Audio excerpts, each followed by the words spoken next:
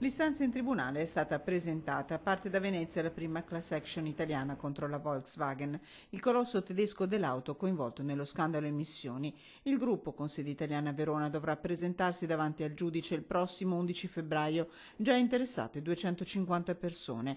Le possibilità ci sono, secondo il Codacons, che punta a ottenere risarcimenti tra i 10 e i 50 mila euro. Interessi gravemente lesi, norme sulla concorrenza eluse, pubblicità ingannevole, violazione del diritto ad un ambiente salubre. Sono questi i principi su cui si basa l'azione promossa dal Codacons, che invita tutti i proprietari delle vetture del gruppo a preaderire alla causa in attesa della decisione del tribunale che dovrà pronunciarsi sull'ammissibilità.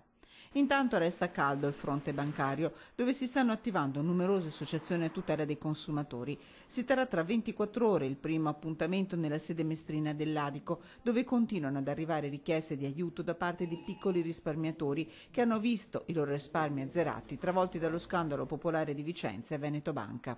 Soprattutto sono anziani, soprattutto sono persone che hanno messo là risparmi di una vita e soprattutto sono persone che in questo momento avevano anche bisogno di questi soldi per le cure dei denti o per dare una mano ai figli a comprarsi una casa. La maggior parte di queste persone ha perso tra i 10 e i 30 mila euro. È emblematico il caso di un'anziana di Venezia che ha investito 6 mila euro non sapendo di acquistare azioni della Popolare di Vicenza, accendendo, senza esserne consapevole, un vero e proprio finanziamento. Chi è nella situazione in cui non risulta essere un investitore incallito, ma un investitore prudente che ha depositato là i suoi soldi, ha diritto a essere tutelato e salvaguardato.